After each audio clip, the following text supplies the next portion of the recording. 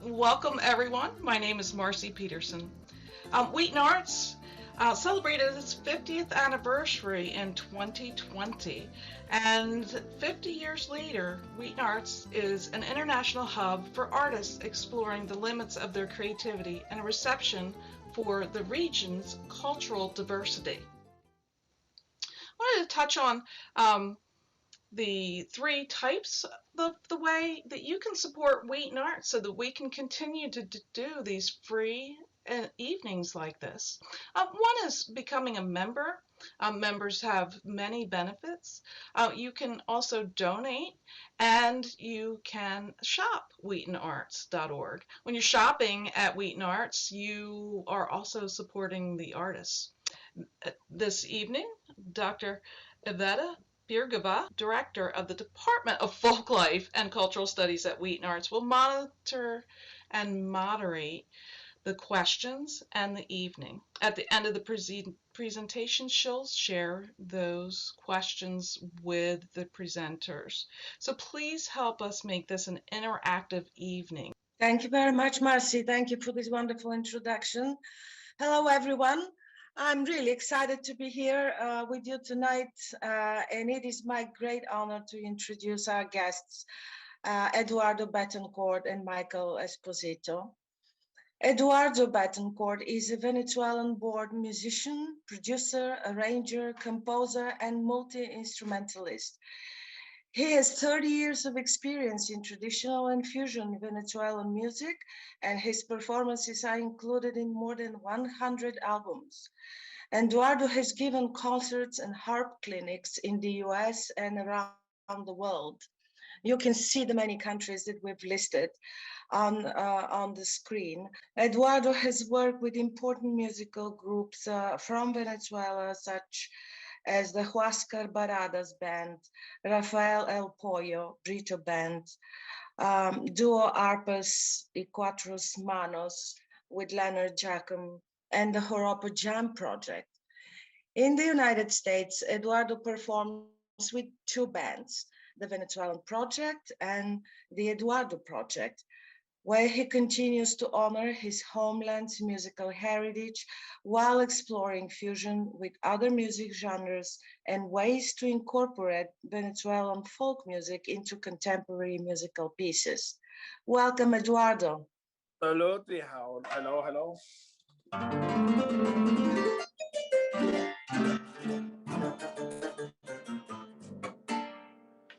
Welcome, everybody, to this beautiful evening with us. And well, it's my pleasure to be here. Thank you, Iveta. Thank you, Mercy, and the master, Michael. Thank you, everybody, for being here. Well, that's the best hi a musician can say with his instrument, yes? So we'll hear more music tonight. But right now, I would like to introduce our second guest, Michael Esposito. Michael is a researcher, music collector, and community organizer.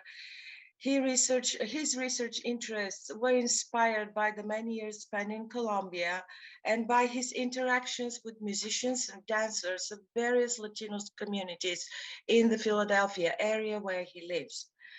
Michael is the co-founder and longtime board president of Raíces Culturales Latinoamericanos, Latin American Cultural Roots, an arts organization that has served Philadelphia area's Latino community since 1991 and is dedicated to preserving and promoting the diverse cultural heritage of Latin America and the Caribbean.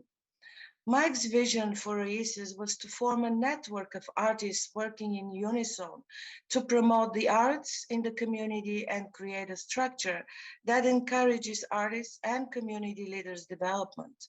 To that end, Michael assembled at Raíces a large group of collaborators who offered music and dance performances, school programs, art exhibits, presentations, and field research.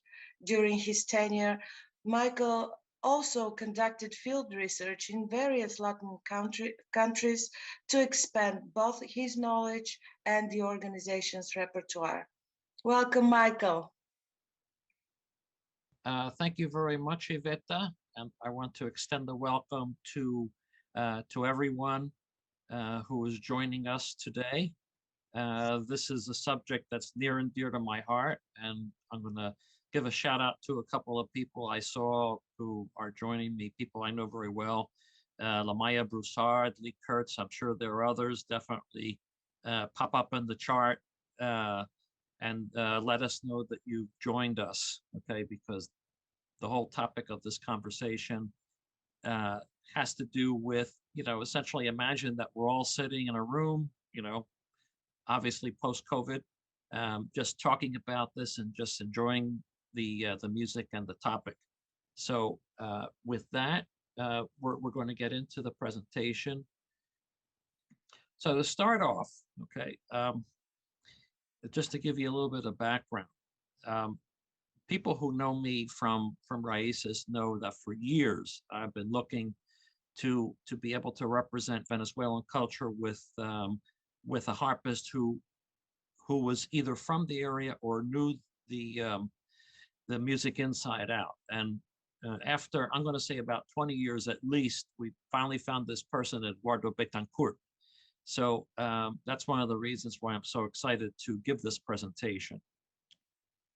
You'll also see here a couple of pictures from a brief foray I made into Venezuela from Colombia and my experiences in the Colombian Llano, which Venezuela also shares as well. And the culture is very similar across those two borders. So to start off, I'm just going to give you an idea of Venezuela's geography without going into a lot of detail about it. But the other thing is that if you see me on my screen, I have Venezuela behind me, actually, behind my left shoulder. And that gives you at least an inkling as to where Venezuela sits near the Caribbean and some of the islands that you may be familiar with. And like right behind my head is the state of Florida, just to give you a sense. So so the Llano, which is one of the areas we're going to be talking about, which is best known for the harp, is in the area that I'm highlighting here. It goes pretty far, but Venezuela is not limited to that. And that's one of the reasons why we also have like Eduardo's expertise, because even though he's a harpist, he's from Caracas and he knows the music of that area and other parts of Venezuela. So so essentially, it's not just for his knowledge of the what they call the música llanera or music from the savannah. He could play a number of different styles, and that makes it easier for us to kind of give Venezuela the diversity it deserves. Like the attention to the different regions that exist, just like its neighbor Colombia. It has quite a few pronounced regions, and part of the reason for the diversity is the way that the Andes move like throughout Venezuela. So just to give you an idea, essentially, if this dot here will represent the city of Cucuta on the Colombian side, and then if you were to drive across the border, you go through all of these different states until you got to Caracas. If you went anywhere south in this area, you would start to get into that Llano or Savannah region. And if you went even further, then you would go down into an area called the Gran Sabana, which is in the southeast, sparsely populated, and then down into the Amazon. So with that, we'll move along to just like a different look at Venezuela. Without naming all of these different regions, geographically and culturally, you can see where it divides up according to this particular map with the different colors. So just because the map is in Spanish, I decided to add the colors on the left-hand side in English for you to follow along. So you can see clearly, like that big yellow region, of course, is the Llano or the Savannah, and then you see where the Andes are touching into Venezuela in purple, and then the central region is kind of a dark forest green, But then there's also the states of Lara and Falcon, which is represented in orange, and there's also lively culture in the western part, which is represented in red around Lake Maracaibo, which you probably know as being one of the primary areas where oil is produced in Venezuela. So here I talk about it a little bit more. One of the reasons why I got so involved in Latin music in general was because when I took this trip, this is highlighted by this picture I took back in 1981 when I had a chance to visit the Colombian Llano. I was there for a week during Holy Week and was really fascinated by the region, and even more so by the music that the friends I was with started to play as soon as they left the Andes and went into the savannah, and which Eduardo's playing really represents. So in that era, like roughly in April when I went, the clouds were beginning to build because the whole region was transitioning from the dry season to the wet season. It's not an area that is particularly suited to agriculture, because what happens is that it's either too wet or too dry. So what has become the primary occupation is raising cattle. And a lot of the songs that are from this area talk a lot about, somebody like mounted on their horse or roping cattle or any of those things that we're familiar with from the lore of cowboys. So moving along a little bit, you see, some of you may also be familiar with, like people like Lee Kurtz may be familiar with the late Venezuelan artist Jose Ali Paz, who designed our logo and made some beautiful paintings like this one, which would indicate the coastal region. The thing that's interesting about Venezuela is that the African influence cultures have a number of different manifestations depending on what part of Venezuela they represent. And when you listen to those styles, you know that they're not one and the same, and they've also been influenced by the llanero music. So you see what we call, or what they call, syncretism, where the cultural influences mix. And this is something that we find like fascinating about about these different regions, because it's not homogeneous. So what I'd like to do is hand it over to Eduardo to just play a couple of very short snippets of music from let's say from the Llano, from central Venezuela, and then we'll get into a couple of other areas. So I'll let him play two very short pieces, and then we'll go to some of the other parts of Venezuela. And to Michael, to additional the inherence of the directly from the African music, we use maracas. The maracas, yeah.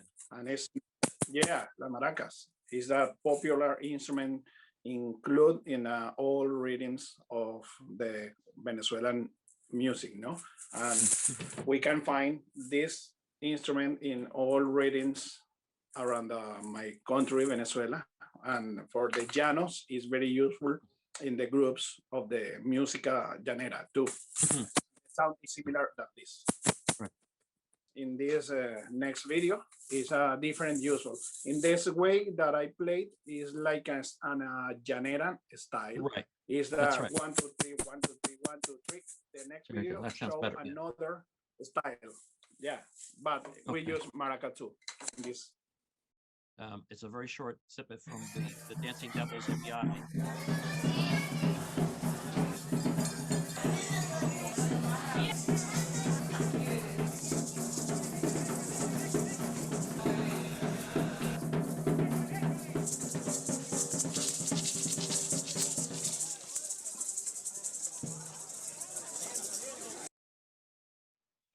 Okay, so just a really brief explanation of this. This is a feast that is associated with Corpus Christi in the month of June, and uh, it's one of the most colorful festivals that I'm aware of in Venezuela.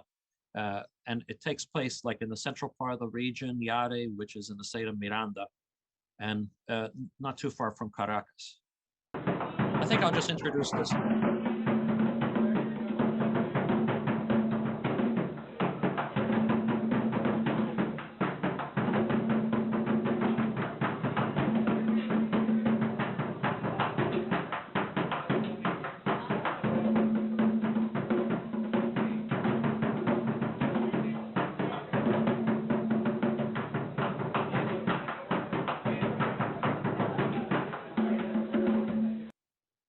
Okay, so this particular piece is called what's called a gaita de tambora from Western Venezuela and the state of Zulia, in and around the region of Lake Maracaibo.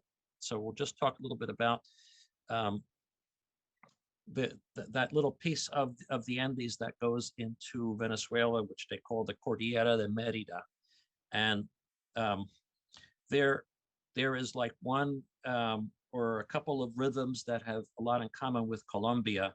I'm going to ask Eduardo to play a portion of the song Linda Merideña, which means beautiful girl from the city of Merida. Exactly. This is a typical valse composed in the Andes region, no?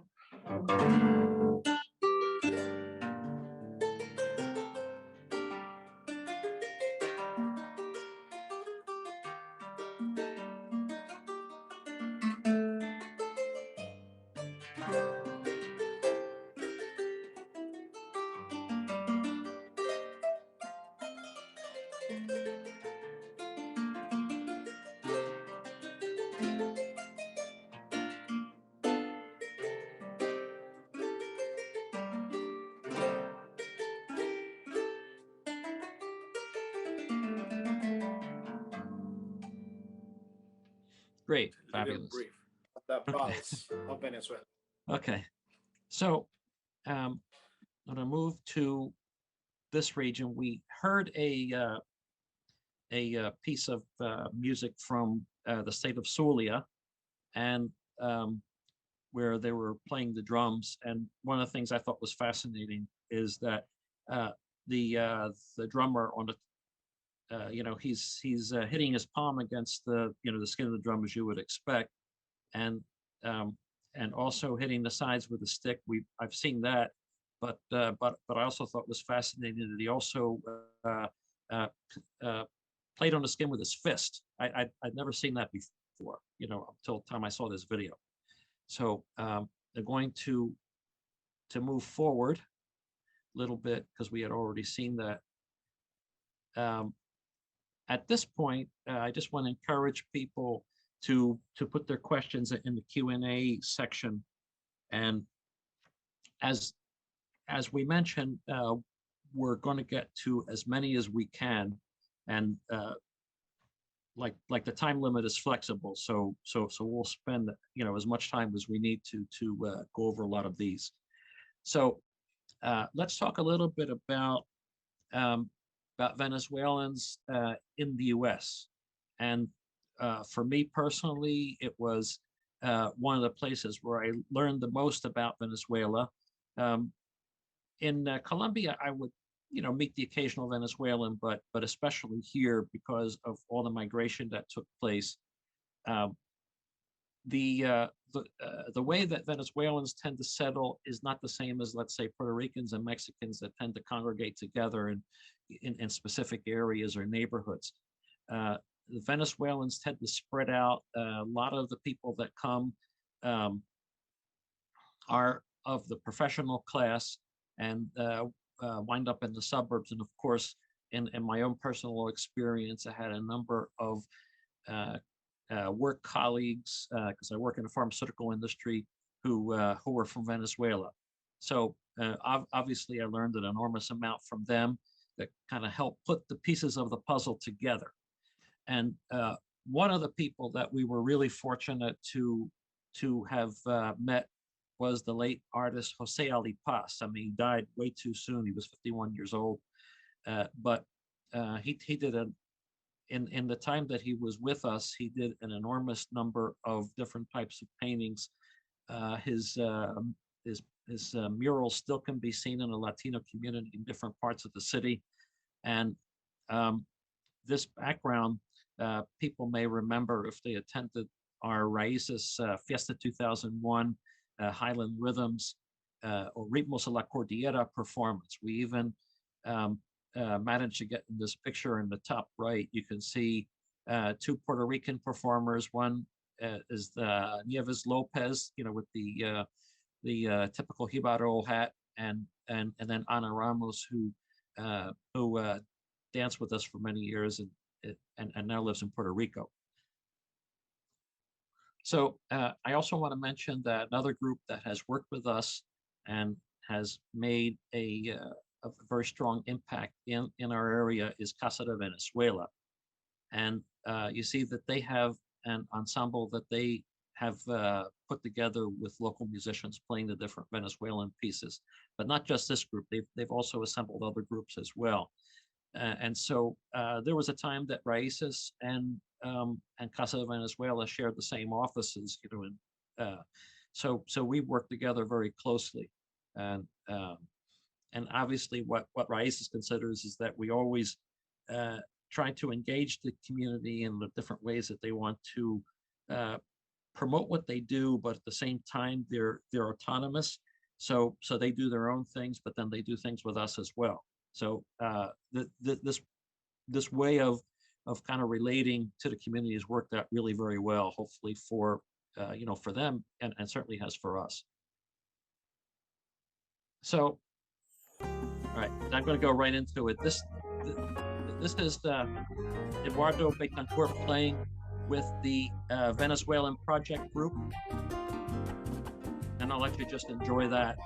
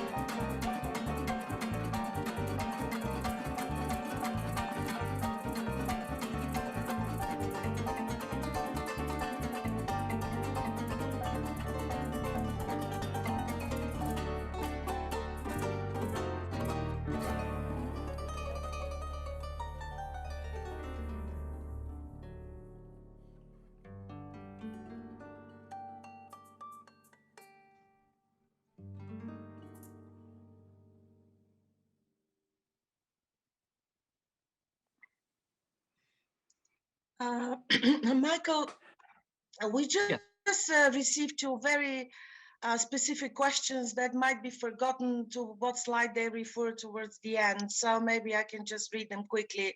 Sure, go right ahead. One of our audience was asking what was the name of the string instrument in this band. She was asking whether this is a ukulele or a quattro. Okay. All right. A response in the chat. This is a cuatro, Venezuelan cuatro. Is similar than ukulele.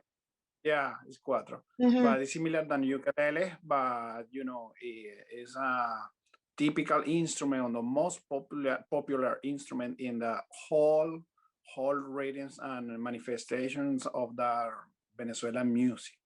And let me a small time to introduce his amazing musician is Carlos Capachos on cuatro, Josu Ortiz on piano, Alito Bar on bass, on percussion and maracas, Alexis Soto, and myself in the harp. Thank you. Thank you so very much. It was great. a beautiful, beautiful piece.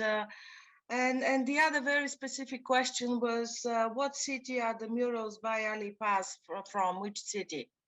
Well, well, most of what we say from Jose Ali Paz, there's one that is located on, I believe it's 5th Street and I believe it's Columbia Avenue in North Philadelphia, not far from there's a strip that goes that starts at 5th and Lehigh and goes a couple of blocks north. It's essentially it's like um, the commercial district for the Latin neighborhood. And you know, if you start at Lehigh and go a couple of blocks north, and then you make a quick right turn along that wall on the right, you can see one of Jose Ali Pasa's paintings. He's probably got a number of others that um, that I personally haven't seen, but um, I think I can try to find out where some of those are. Some of those others are located. What I showed you was uh, uh, one of Jose Ali Pasa's paintings for one of our events.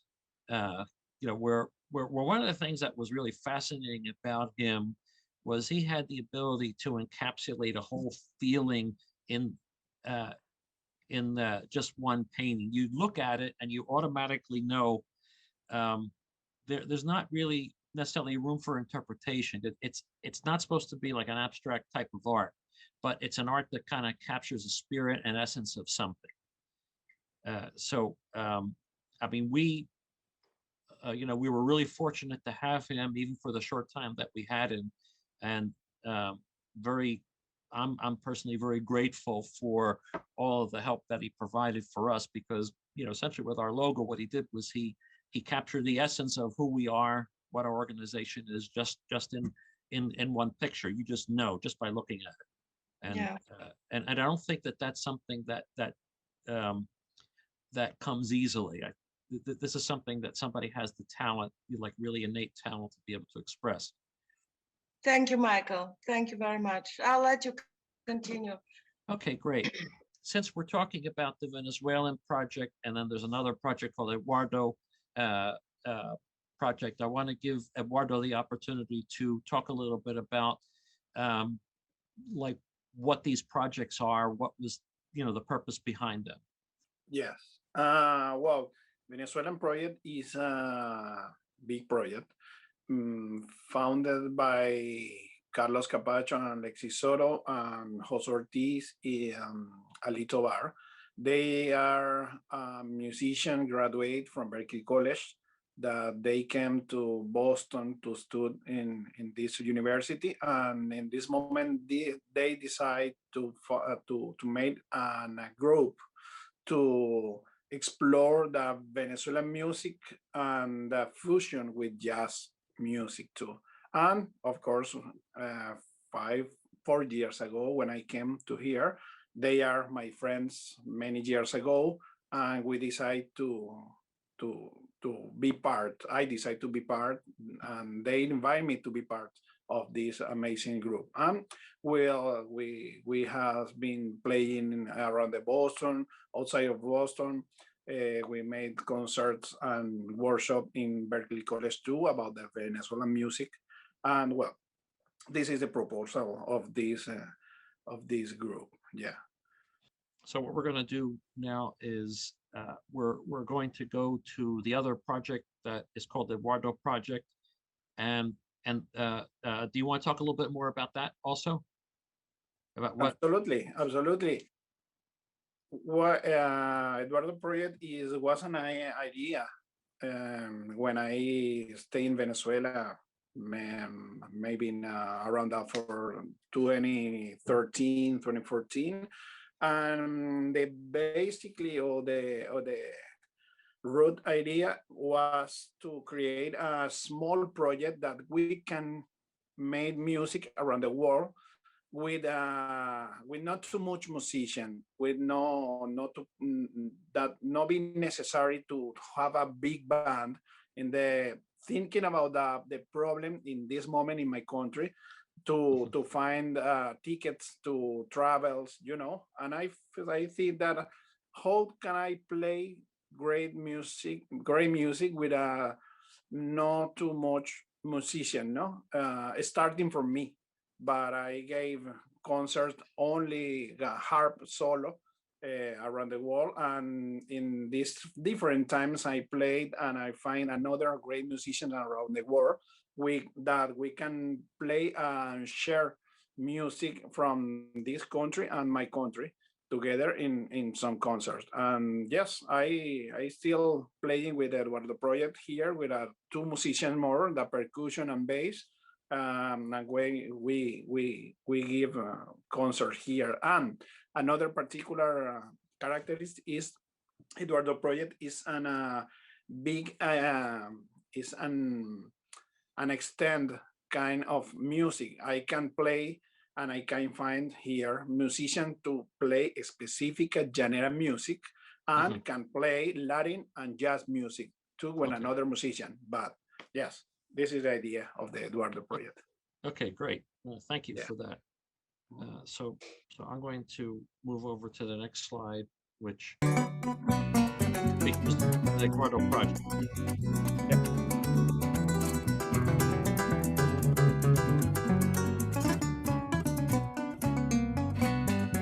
Caballero de la tarde entristecida, camina que te aguarda a la distancia. Tu amor será la fragancia de la rosa campesina, el aliento de tu vida y tesón de tu constancia. Compañero de camino y luna llena, centinela de la más hermosa flor. Tú conociste el amor entre pétalos de ensueño. De la mañana eres dueño y del tiempo todo un señor.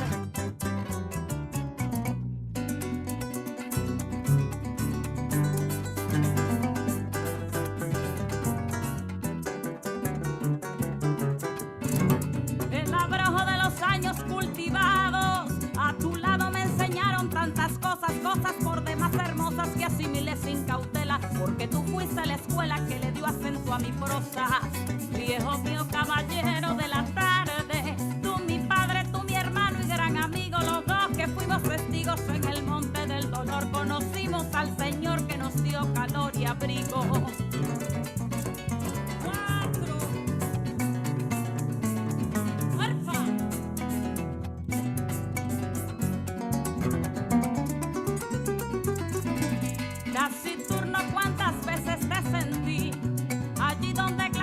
Nuestros días viendo la policromía del exótico paisaje para con rudo lenguaje descifrar su fantasía. Esas cosas que me diste, Padre mío, me enseñaron a quererte mucho más, me hicieron sentir capaz de luchar ante la vida, a superar las caídas y a no olvidarte jamás.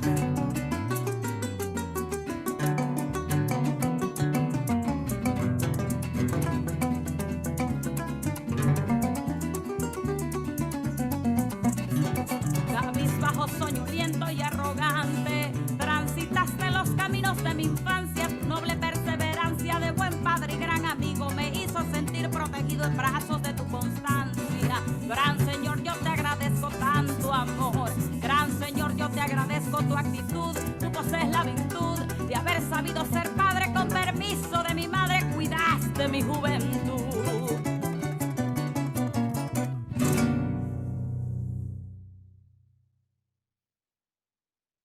Thank you, Michael. Sure. And let me introduce these great musicians too. Is Miguel Ciso on cuatro, Manuel Rangel on maracas. The singer is amazing singer from Venezuela too. Is Bielka Prieto, and on bass is Rodner Padilla. This is a video made on quarantine. Is you know, the music never be stopped for nothing. And we made in the condition of the quarantine this amazing video to keep working and to keep playing for the war. Yeah, I think the situation has forced a lot of us to rethink the way we do things, and I think it also spurs creativity. It's something where you wouldn't necessarily want the situation to exist. You wouldn't choose it, but once it's here, then you adapt to it. You make changes, and what I find is that it actually has given me the capability of witnessing events that before COVID I never would have been able to see. And that's just an after effect of that. So Then now we're going to get into the Venezuelan rhythms in a little bit more depth. We're going to take 4 of them, and you see this picture is from the Community College of Philadelphia, where we had a nice event, and Eduardo and a group played, but we also had people from Casa Venezuela also performing dance in the time to the music. So these are the kind of things that we've always believed in Raíces, history, continuity, the idea that we're not the first people to do this. We are pretty much a point in a line. And there were people who came before us doing quite a few good things. I remember festivals that I attended back in the 80s down by Independence Hall, where a lot of these groups would come together. And that kind of gave me the inspiration for Raíces. But I also recognize that since the time Raíces was formed, there's a lot of new people that have come in. They may have migrated into the community or may have grown up in the community, younger than us, obviously, who have their own ideas as to how they want to do things. And this is great for us to get the kind of freshness of kind of attitude, the just seeing things differently. And that's something that we always strive to celebrate. So I'm going to talk a little bit about the most important rhythm of, I would say, like the national rhythm of Venezuela is called the joropo.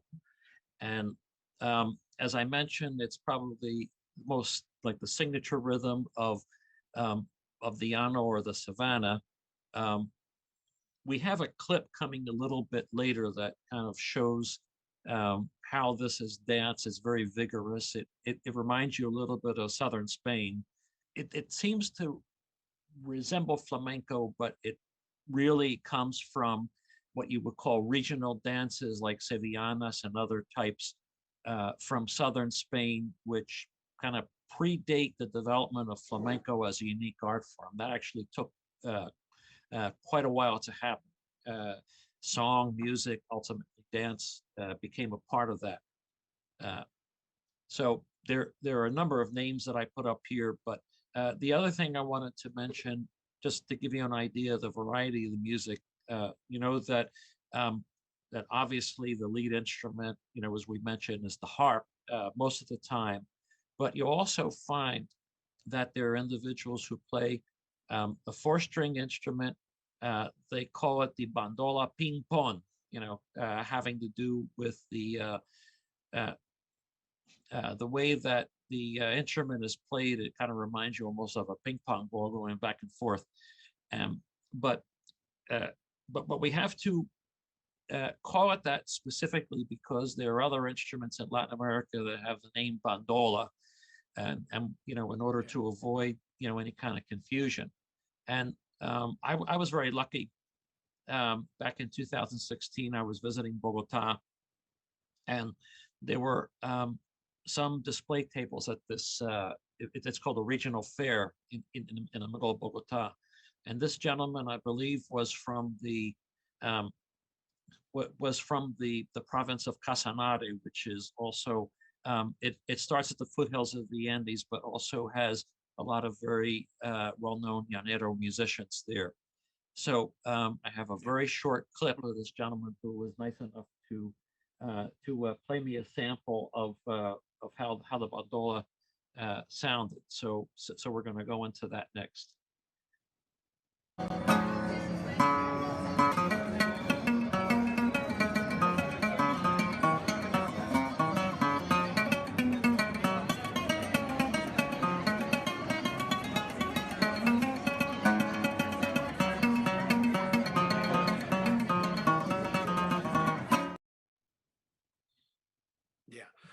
We can say too the bandola is like the brother or came from the laúd. The lute, yeah, it's similar the sound, and yes, it's so curious. We have a different style, kind of bandola too. Bandola from Oriente, okay. Bandola Central, Mhm. is of the metal strings and nylon string, as this that you recently show us, Mhm. and it's amazing instrument too. It's very useful in the llanos to play joropo. It's like the same time is used than the harp too. Yeah. Mhm. Mhm. Great. Okay. So that's a good segue for us to talk about the other instruments that are played in the llano. Um, there are different parts of Latin America where you see the harp, that was introduced especially by the Jesuit missionaries. And what um, what the purpose was initially with the Jesuit missions was to teach the indigenous people how to play, let's say, classical music. And ultimately, there was an evolution, and these instruments became incorporated into the folk music that developed centuries later. So the instruments you see here, there's a story behind these. I don't think I told Eduardo this story, but it was in 2002, and I was riding on one of the buses in Bogota, and then three people came on, and they actually had this harp cuatro and a maracas, they were playing right on the bus, and so Yeah. I approached them, and and then I asked them to if we could meet and we could record a number of different songs, which we did back in 2002. But but it was pretty cool, for them. So it was interesting. This particular group, um, they didn't want to play anything other than Christian religious music.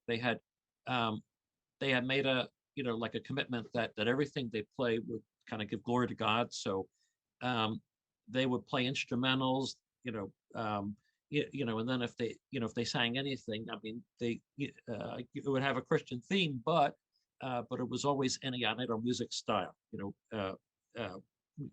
whichever one that you could name, they seem to know them all.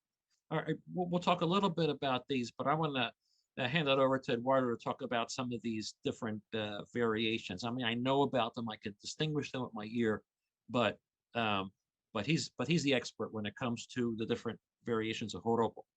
Yes. Well, in the Venezuela, we have the llanero Mhm. joropo, and it's the different rhythms that another music. For example, we have in Venezuela too, well, the danza zuliana. I have my cuatro here Okay, to show everybody. go ahead. Yeah. The people ask about the cuatro. This is the Mhm. cuatro, four string, Mhm. Right.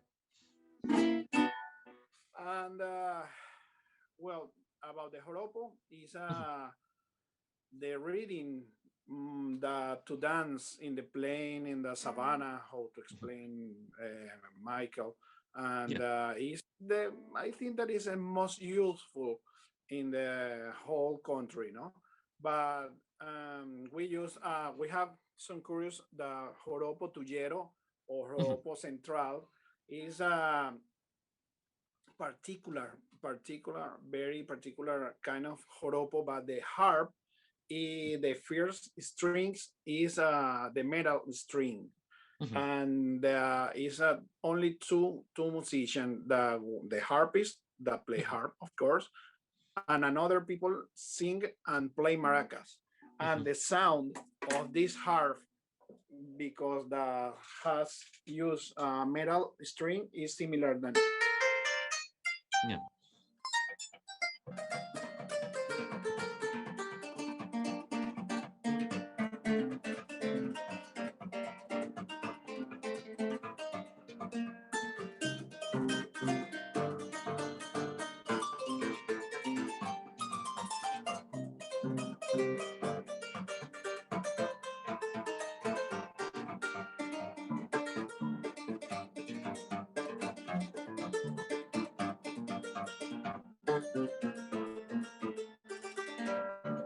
Similar. This is a kind of tuyero joropo. It's a beautiful, beautiful joropo, Mhm. and of course, and llanero joropo too is played with accompaniment of the maracas, cuatro, and sometimes the bass, but we can play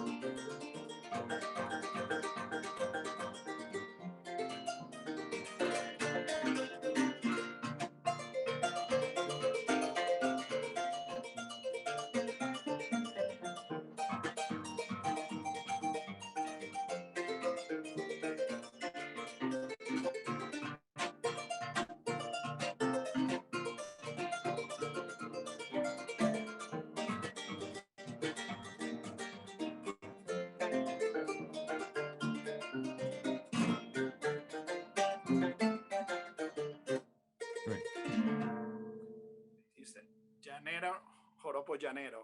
Oriental, Central, exactly, is with a harp of a metal string, but in the Joropo Oriental is a beautiful kind style of joropo too that use maracas, use cuatro, and not use harp, but use mandolin.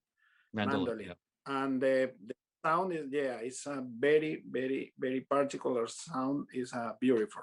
You can find joropo oriental on YouTube. You can, from Venezuela, of course, and you can listen some brief of this kind of joropo. Is beautiful too. Yeah, and also mentioned that the Smithsonian Folkways actually put out a CD that that featured musicians from Oriente, but they also have. Yeah. And there was also a CD from a very popular group from the same region called Serenata Guayanesa. Yes. And Sandra Franklin asked Folkways, and I said yes. See, the original creator of Folkways died in 1986, but he bequeathed his entire music catalog, everything that he had done, let's say, going back to the 40s, to the Smithsonian. And then since roughly the beginning of the 90s, Smithsonian has put out quite a few new titles, kind of continuing the tradition. Yes, yeah, that's it. That's exactly the website. And the other thing about it is that you can download individual songs if you want, and I've done quite a bit of that as well. So so you can find different examples in those recordings, and occasionally they'll invite musicians to the Smithsonian Folklife Festival, which usually takes place in DC in July, around the 4th of July time. I've been to a couple of them where they had a very good representation of different countries. So it's something to watch out for. Once we are back in some semblance of normality, you can probably check it out and see what they have planned. So I think we got a little bit ahead of ourselves with the joropo performance. You had already played played the joropo from the Llanos. I don't know if there's anything else you want to show us, or just kind of indicate what. Yes, go ahead. Can I tell something about that? Sure, go right ahead. We have two kind of joropos, or two kind of rhythm of joropo. We use 3/4 normally as a valse, but it's a faster rhythm, no? 1, 1, 2, 3, 1, 2, 3, 1, 2, 3, 1, 2, 3, 1. And we use the 6/8 that as an pajarillo and 6 por derecho. 1, 2, 3, 4, 5, 6, 1, 2, 3, 1, 2, 3, 4.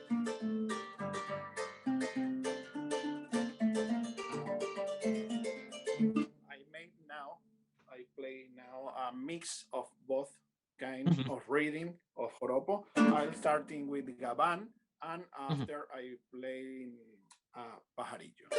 Okay.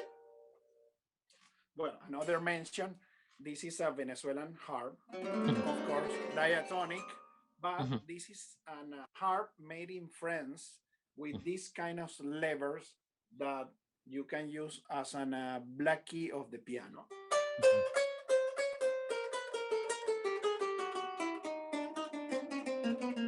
It's a new thing for this harp, and normally when we use sharp and the note with sharp, we push the finger in the bottom of the heart of the string.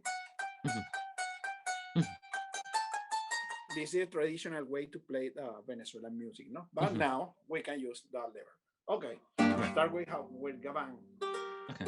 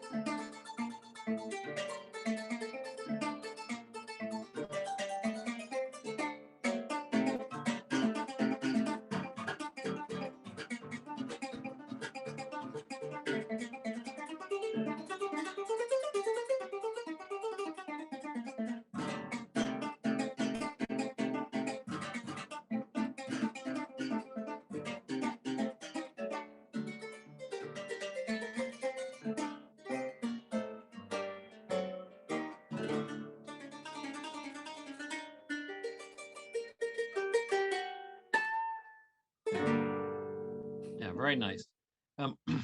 One of the things that fascinates me about the Llanero harp is um, when I first started hearing the recordings and I heard the harpist playing the strings, it sounded like a different instrument almost. It just has a completely different feel to it. And sometimes there are certain pieces or portions of a piece where they're playing the bass strings quite a bit. Like I said, it sounded like they were going over to another instrument. Didn't realize it was the same harp, initially. Yeah. So, so this is another look at the diatonic harp that that Eduardo was talking about. This is what you would normally see. Of course, he has the harp from France that he mentioned, and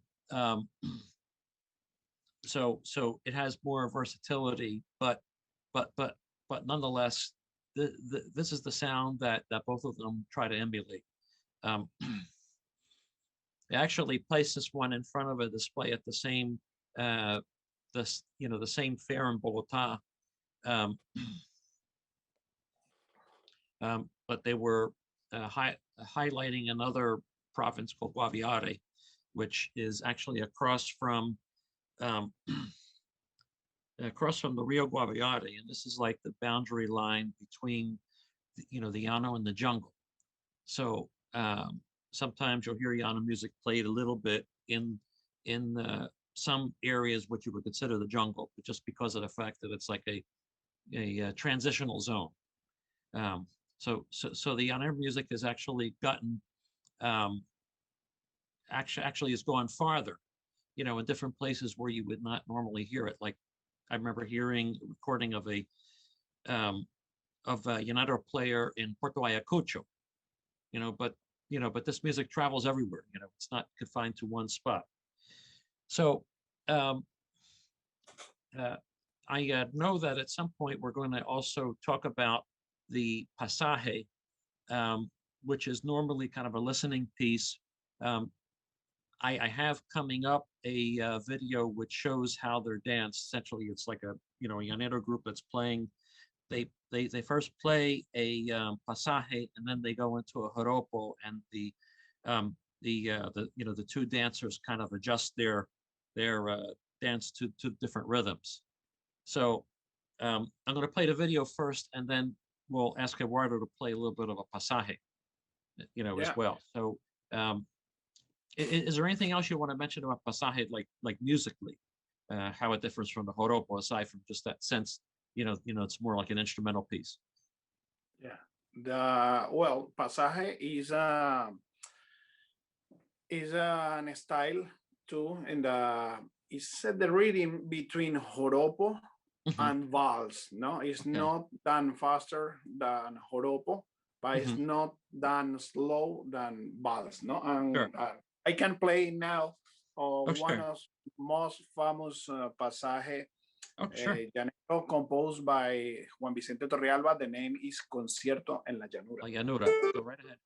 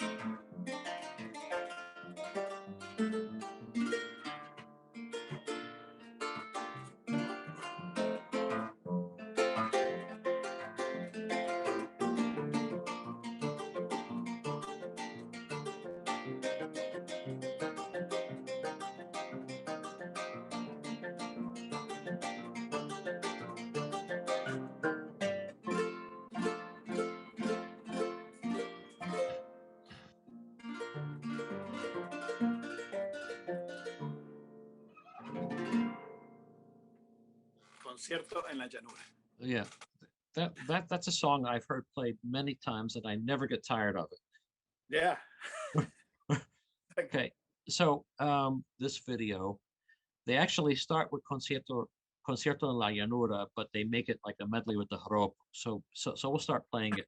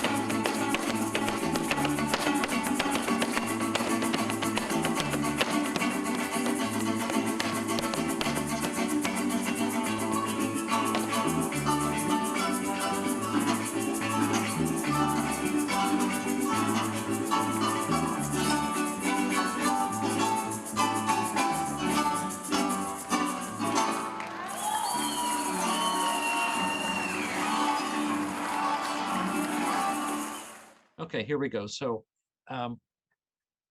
this is a rhythm called the merengue venezolano. And one of the things that we found out about it, that in spite of its name, it's not really like a Dominican merengue. It has a different rhythm.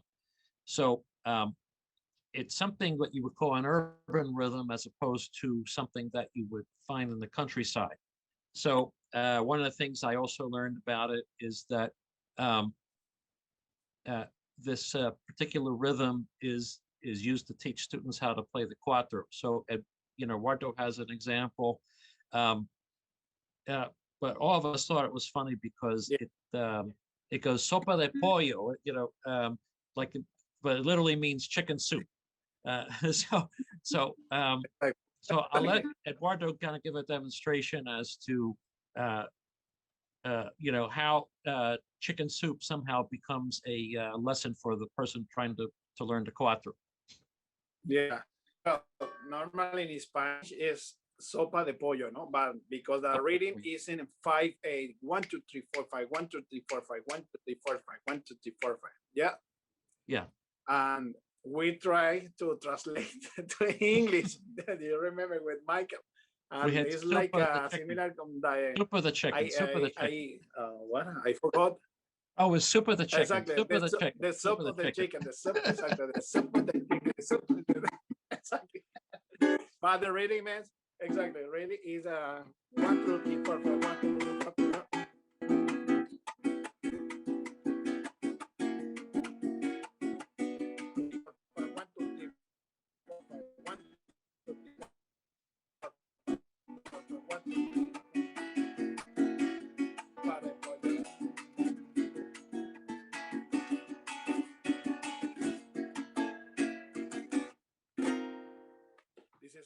Small brief of the Venezuela merengue. It's very particular to dance to. Okay. It's 1 2 3 4 5, 1 2 3 4. Right. It's very funny.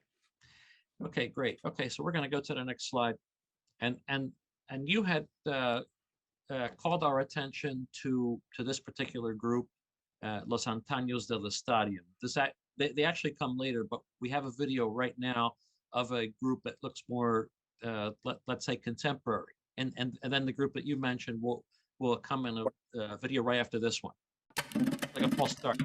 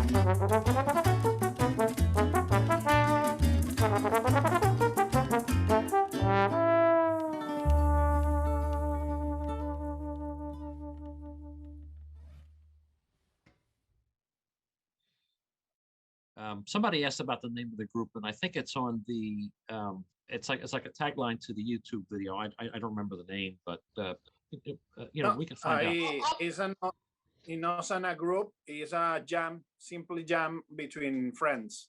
Oh, okay. Yes. Gotcha. Yeah. Okay, great.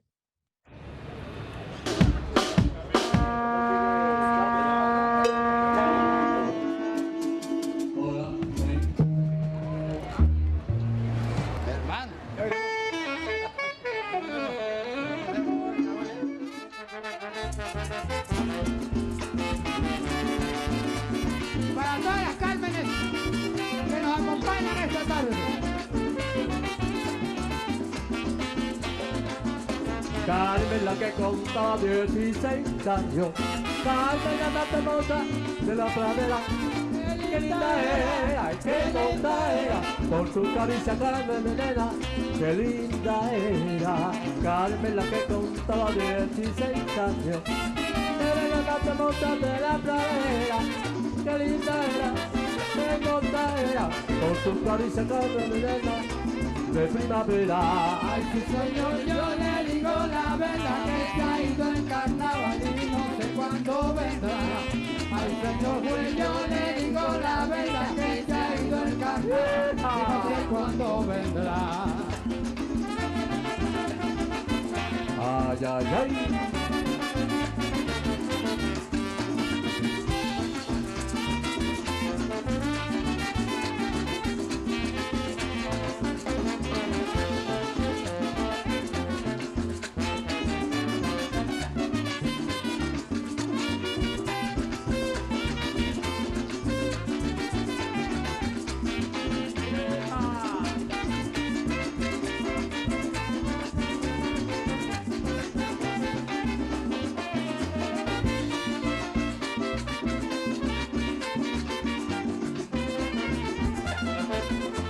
En el cantante hermosa y de cumpleaños vengo cantando, Carmen, todas mis penas. Solo me abruma, no me arrulla, por tu caricia, Carmen, mi nena, de agua de azúcar. En el cantante hermosa y de cumpleaños vengo cantando, Carmen, todas mis penas. Solo me abruma, no me arrulla, por tu caricia, Carmen, mi nena, de agua de azúcar. Yo le digo la verdad que se ha ido el carnaval y no sé cuándo vendrá. Ay, señor juez, yo le digo la verdad que se ha ido el carnaval y no sé cuándo vendrá.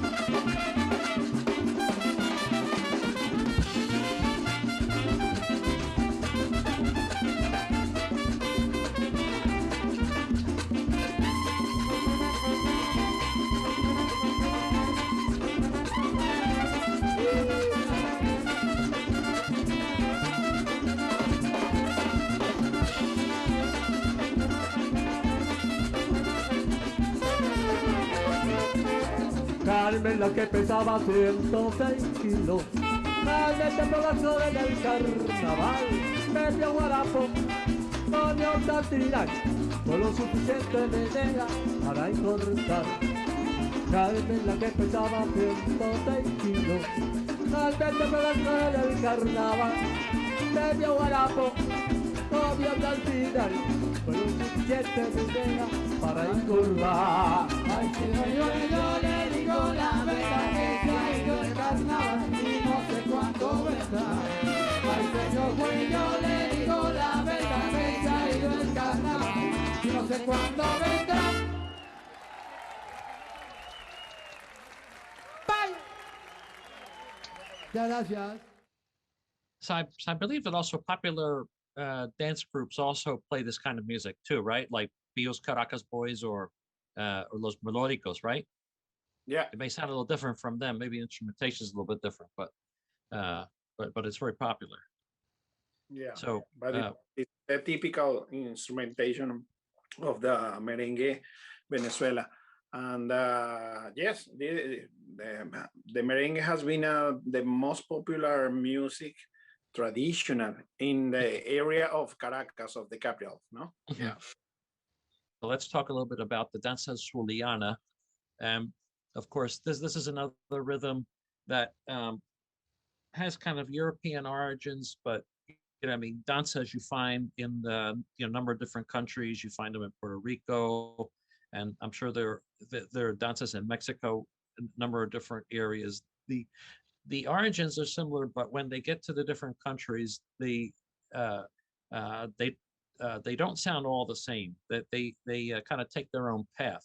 I think what we'll do is I'll let you play first um, the danza Zuliana, and give us an example of what the danza Zuliana is like on the cuatro.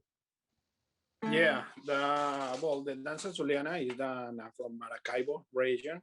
Is very popular and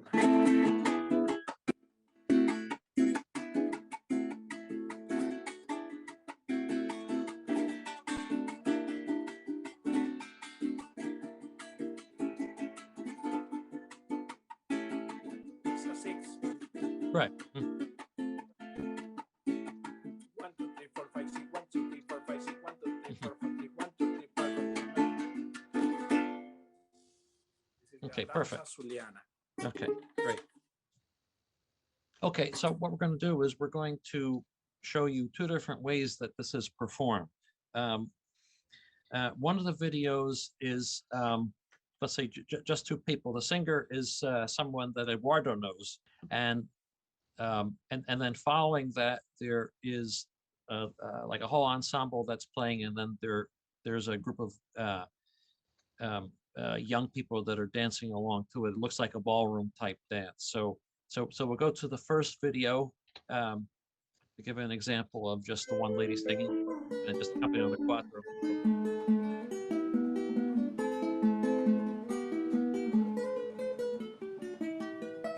Cuando me quisiste yo pensé una cosa muy bonita así. Si tú no quieres saber de mí, tan solo podré decirte que cuando me quisiste yo pensé una cosa muy bonita así. Si tú no quieres saber de mí, tan solo podré decirte que cuando me quisiste yo pensé una cosa muy bonita así. Si tú no quieres saber de mí, tan solo podré decirte que te quiero, como a nadie podré querer, te adoro con todo mi corazón. Bien sabes que eres mi única ilusión y que no te dejaré de amar ni un solo instante, mi bien te quiero, como a nadie podré querer, te adoro con todo mi corazón. Bien sabes que eres mi única ilusión y que no te dejaré de amar ni un solo instante, mi bien.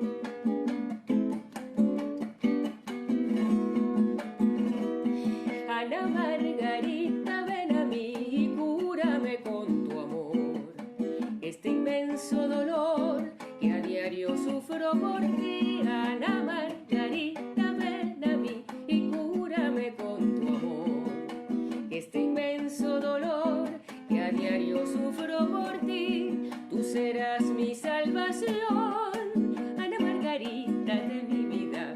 Trata de curar la herida que llevo en el corazón. Yo te ofrezco mi pasión, que es noble, pura y sincera. Si no quieres que yo muera, quiéreme mi ilusión. Tú serás mi salvación, Ana Margarita de mi vida.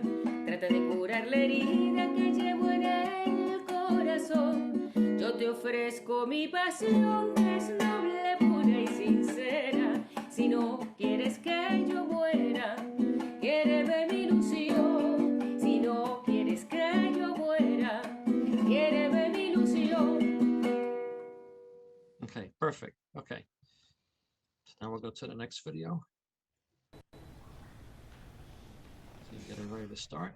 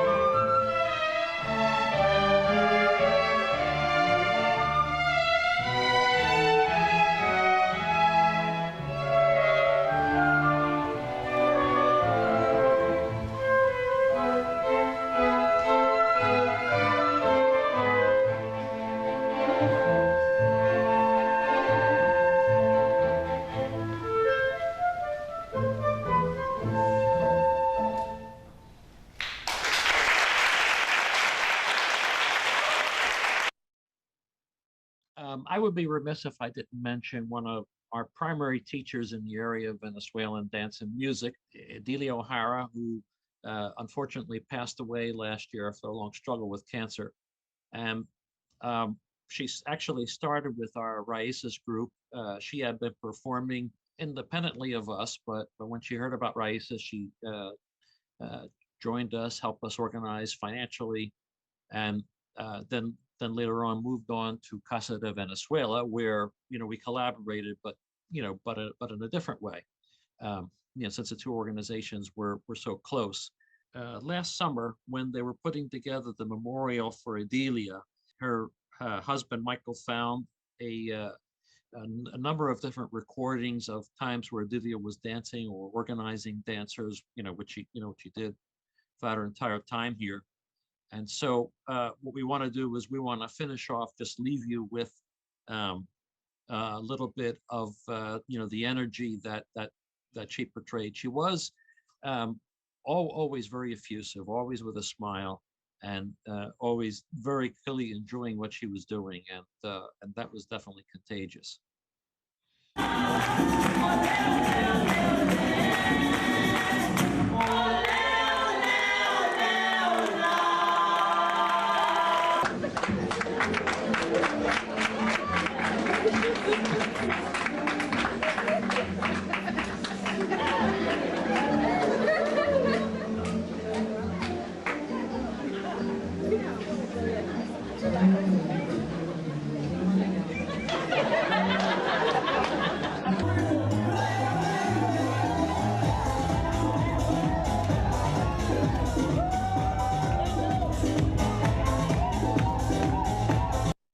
Just have a few final thoughts. See Eduardo here posing with some other musicians when we first got together back in 2016. Thing is that we, essentially what we had to do is we had to kind of crush down this topic. As you can tell, it's an hour would not have been even close to being enough to give it any injustice. And then some of the other rhythms that we alluded to, we didn't really have time to show you. We would have had to put together something, as part of a series. And the thing is with Venezuela, I really never stopped learning about the music. So it's always been an adventure. And as I mentioned to you earlier, the adventure started about 40 years ago, and it shows no signs of stopping. So with that, I'm just want to thank Eduardo for his always kind cooperation and his very unselfish way of sharing his musicianship. He's very unassuming, but you can tell he's extremely skilled. And then also to Iveta and Marcy for helping us put this together and kind of sharing our enthusiasm and energy. So with that, I'm going to hand it over, and thank you for your patience with the questions. If there's anything that we've missed, I'm sure that even after the fact, we'd be more than happy to answer any questions you may have.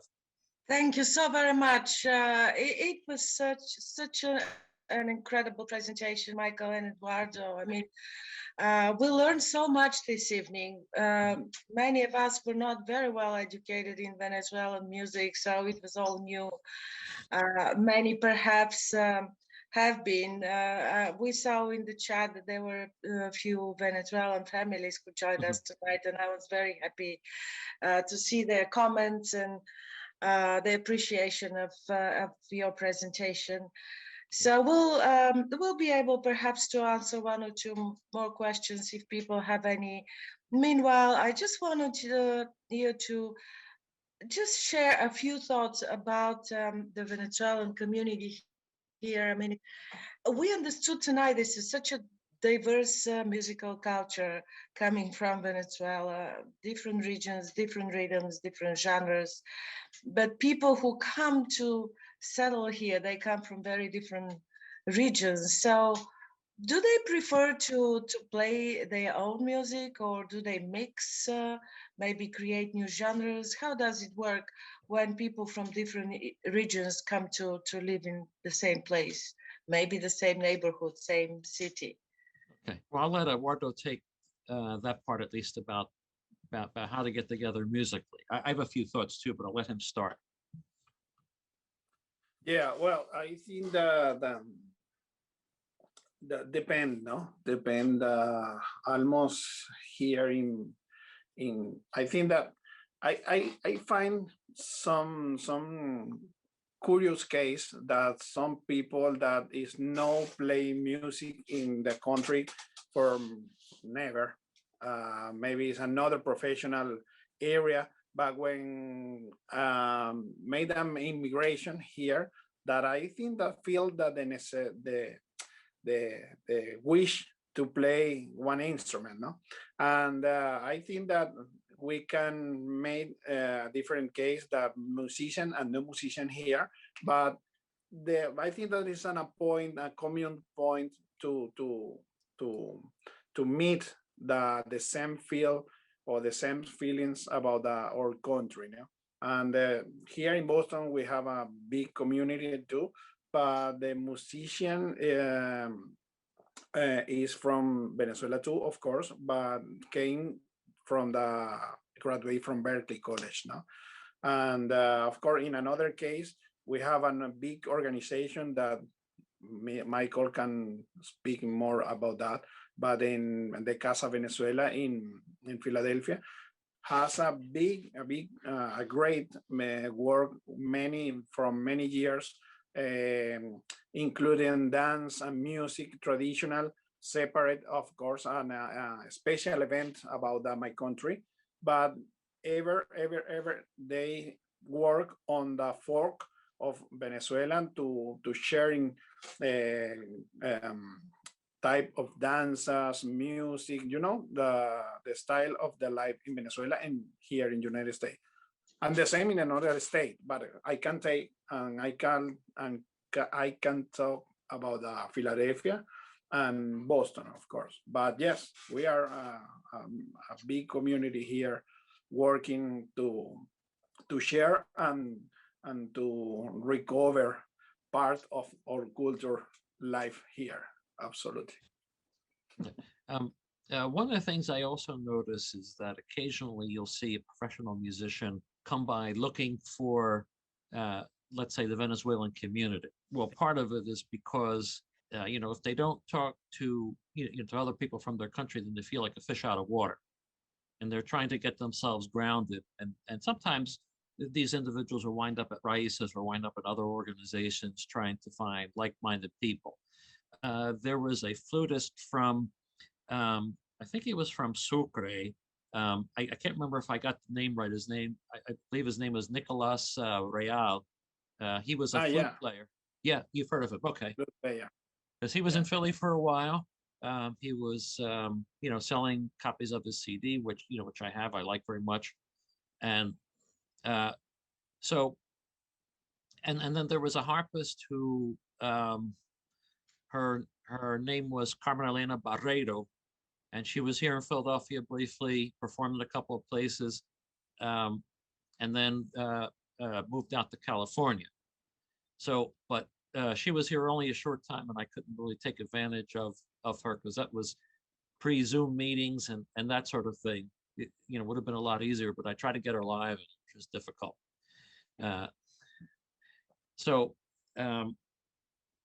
But I always find it interesting, because when we get together, in our informal meetings, a lot of times people will have a particular story, and it's something that like you couldn't necessarily have imagined it, like how kind of destiny takes them from one place to another, and it's a very interesting thing to find out. I mean, sometimes people marry. Sometimes there's a job, something else comes up, but but then they come, and if they find people from their culture, then they feel so much more grounded. So so much more at home, and feel it's like a part of themselves that they can't express normally. So for us, it's very gratifying when we do find them. I mean, you know, we enjoy their talent, but they also enjoy the fact that they have an audience to play to. Thank you very much. Thank you. Well, I don't see any more questions coming in the Q&A. I'm just gratitude for this incredible experience and in the chat and this entire event. So I'm hoping that people can even later share this with others when we post the recording on our YouTube channel. Marcy put all the links in the chat. And hopefully one day when we are post-COVID, we can have on-site concerts when we can have people together enjoying this music, not over the screen. Right, yeah. So I would suggest maybe, Eduardo, if you want to say goodbye in your way to people with one of your favorite pieces, and then we'll turn it over to Marcy for a wrap-up. Okay. Yes. Yes, well, has been a big pleasure be here with you. Thanks, Iveta. Thanks, Mercy. Thank you. My great friend Michael, an amazing professional.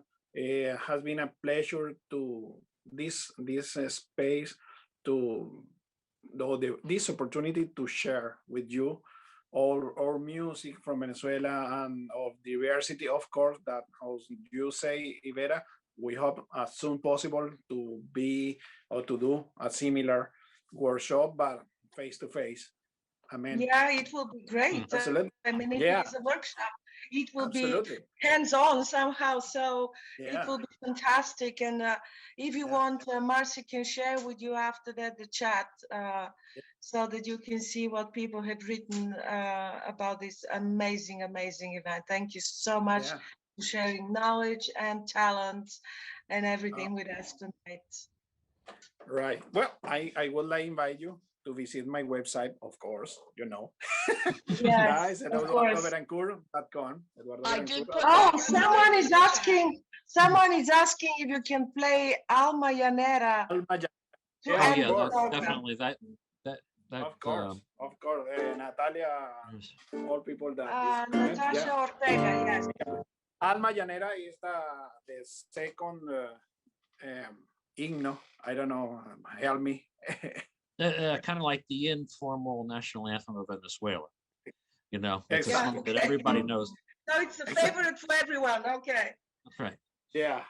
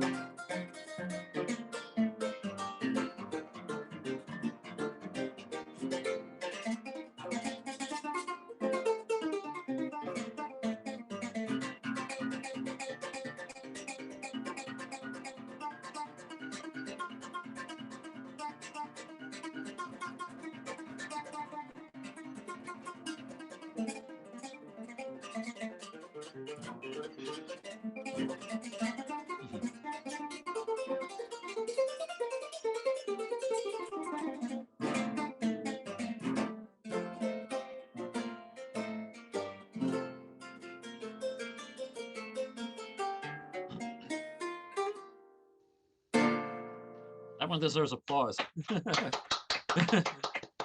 Thank you. Absolutely. Gracias. Gracias. And thank you all. This was just so enlightening. I'm hooked. I am absolutely hooked for life, I have to say. There's lots of information in the chat.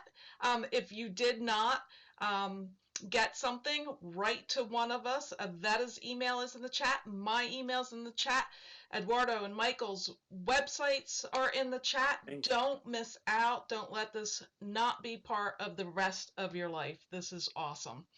I wanted to mention that we do have another more Wheaton Conversations coming up. Thurman Stadium is next, and then after that we have colorful sawdust carpets, a Guatemalan tradition with Maya artist Ubaldo Sanchez, and that will be March 25th. So please, again, check out our website and don't miss that one as well. I want to thank you all for being here tonight. Buenas noches, gracias, good night, and thank you again. Amazing. Gracias.